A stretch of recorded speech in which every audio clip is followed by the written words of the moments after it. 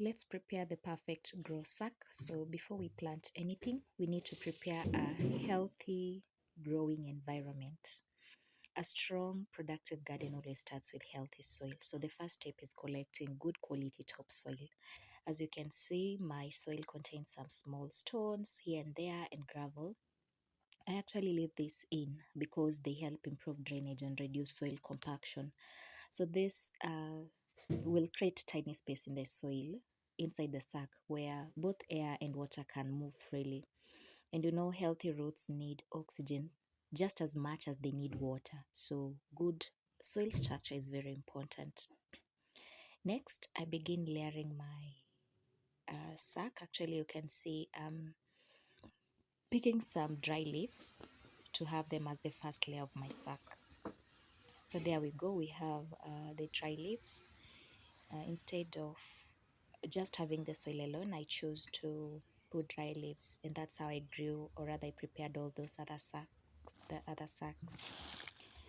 So the leaves slowly break down with time, and they add organic matter to that soil. They improve moisture retention, and they create a healthy environment for beneficial microorganisms. So on top of the leaves, I'll add a layer of soil and spread it evenly over the dry leaves. So, and then I'll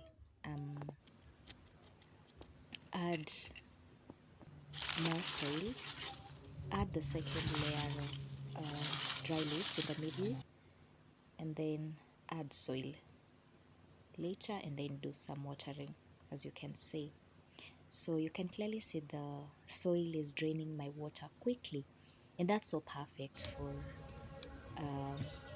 sack soil. So I was checking a previous sack that I had prepared like 4 days earlier, and I wanted to see whether I could use that soil to add it on top.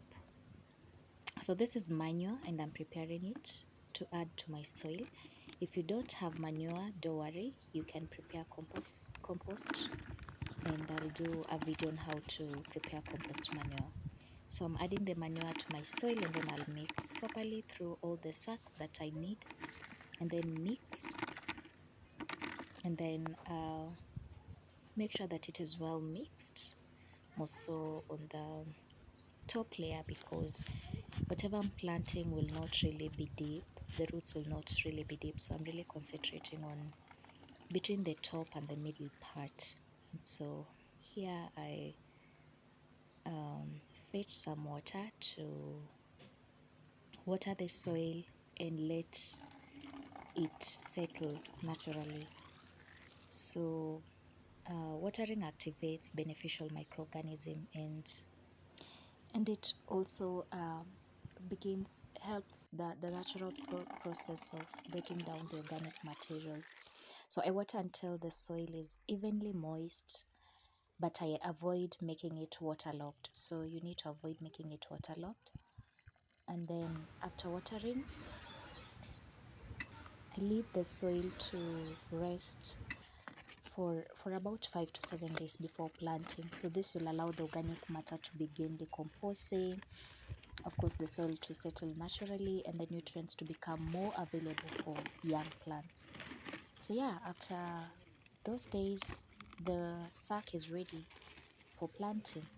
So if you're also starting your own small garden, I'd love to have you join me in this journey. Subscribe, share your gardening tips in the comments, and let's grow together, one sack, one seed, and one harvest at a time. Cheers.